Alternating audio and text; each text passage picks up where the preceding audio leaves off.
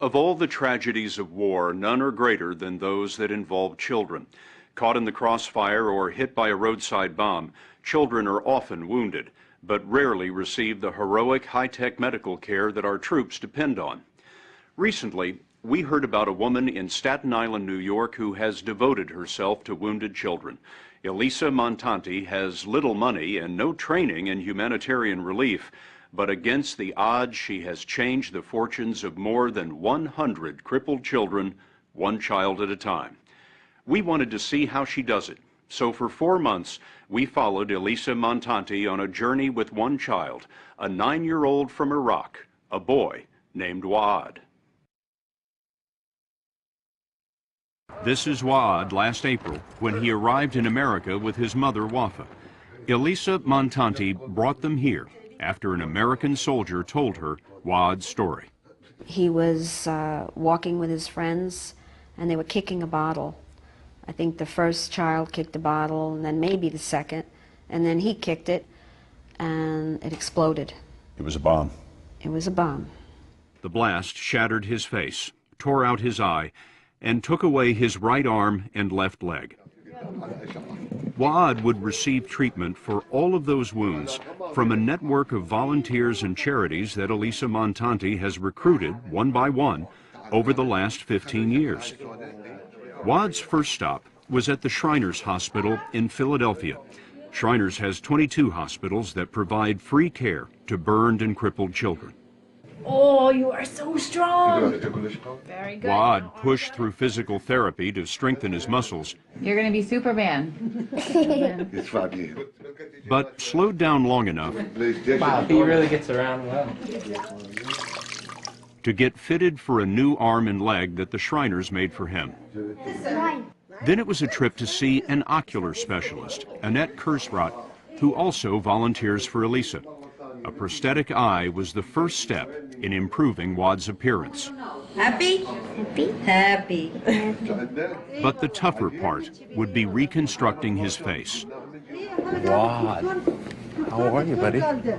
That was the challenge for plastic surgeon Kaveh Elizadeh. He's a Long Island volunteer recruited by Elisa.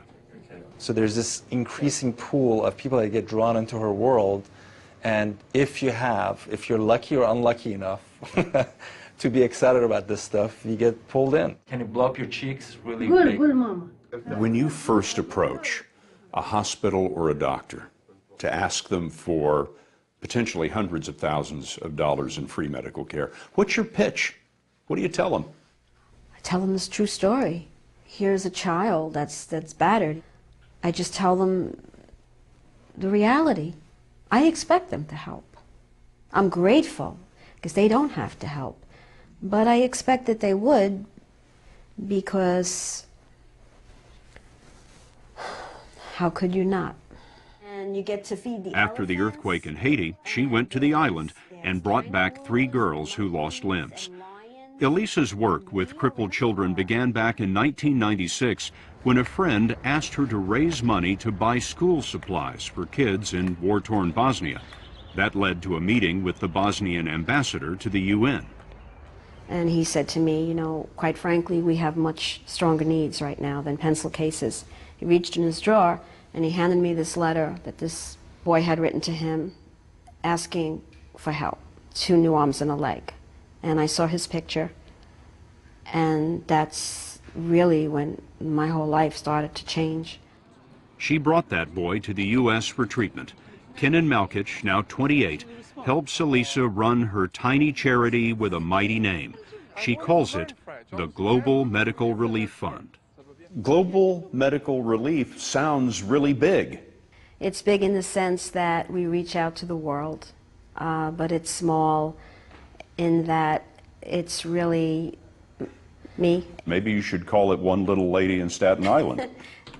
She runs Global Medical Relief out of her home, a 57-year-old single woman with a computer and a phone. My office is my former walk-in closet, and I added a window, and it works, and I speak to the world right out of my walk-in closet. The 112 children that you've helped so far come from where? Bosnia, El Salvador, Liberia, Niger, Sierra Leone, Iraq, China, Indonesia, Pakistan, Haiti. Did I say Nepal? How do you keep it running? On a prayer. She simply begs and borrows from doctors and hospitals, whatever it takes. She's traveled to the Middle East, arranging passports, cutting red tape, and getting wounded children out one at a time.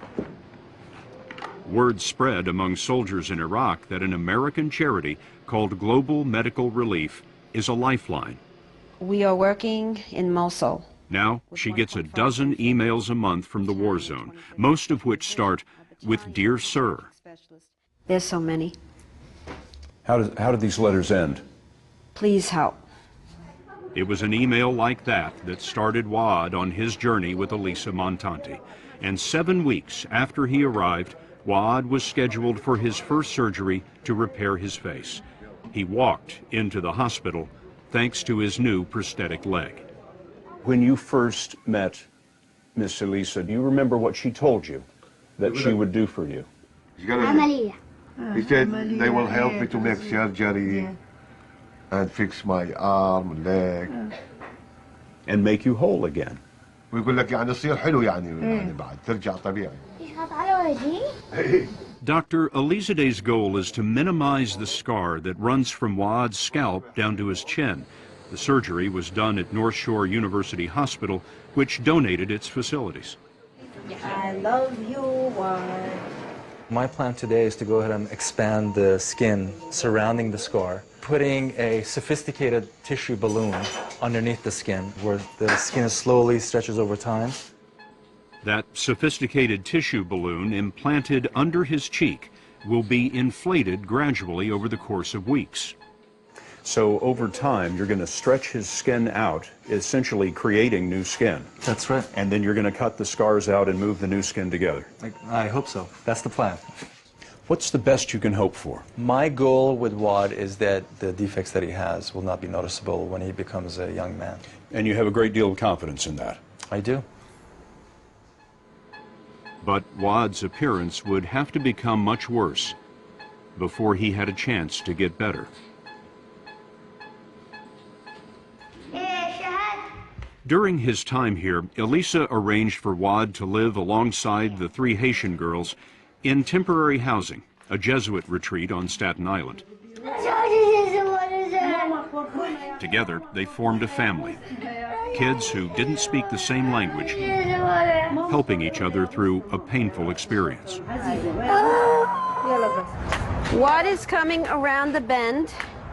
Even with all the free care, Elisa spends about $50,000 a year on plane tickets and expenses. She raises it from donors, including Richmond County Savings, a Staten Island bank, but sometimes it's tough going.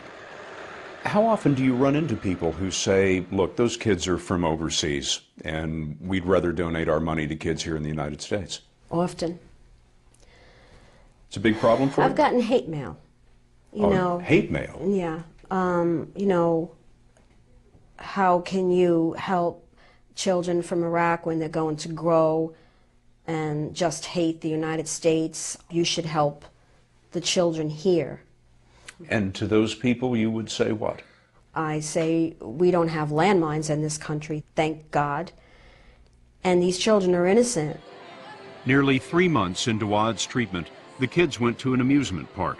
The balloons under Wad's face had been successfully inflated, but remember, we said things would get worse before they got better. This was Wad in June. Imagine what it takes to be a stranger in America and place your faith in a painful procedure you don't understand. Some people need courage for a roller coaster.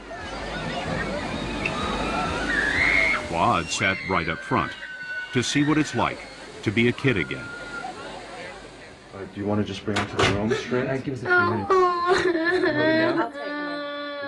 minutes. 2 days later came his final surgery. What? No pain. No pain.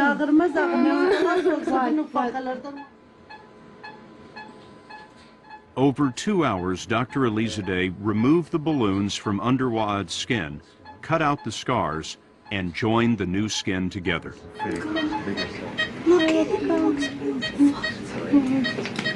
Plastic surgery requires months of healing, and in recovery, Waad had a long way to go.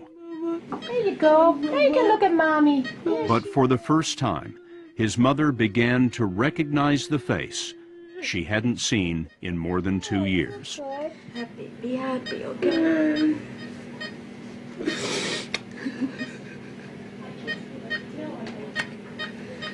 Sleepy.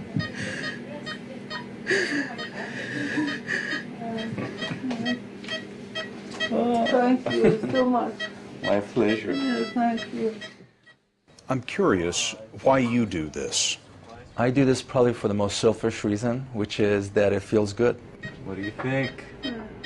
Well, my charity is very personal. It becomes a global family.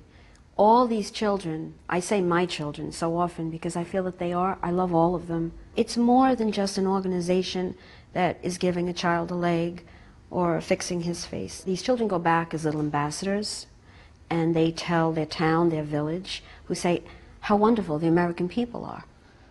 In early August, Waad had one more checkup with Dr. Elizadeh. Look at this face. He looks so much better. Aren't you handsome? Waad, you look so good. His scars will continue to fade over time, but this isn't the end of Waad's treatment. The plan is for him to come back from time to time for touch-ups as he grows older. He's got a smile back. He's got a smile. And I think he understands more English than he used to understand. Yeah. Yeah. There you understand a lot of it. 4 months after they arrived in America, Waad and his mother headed home to Iraq. Hard to say goodbye? Very hard. I cry all the time. You must worry that you won't see him again. I do, because it's always that worry, what if? You know, what if something happens while they're in Iraq? What if I can't do this anymore? A few weeks later, we checked in on Waad back in his neighborhood in Iraq. That's him in the red shirt. We found the boy who'd been disfigured and left to hop on one leg was back with a smile and a pretty solid kick. Go to 60minutesovertime.com.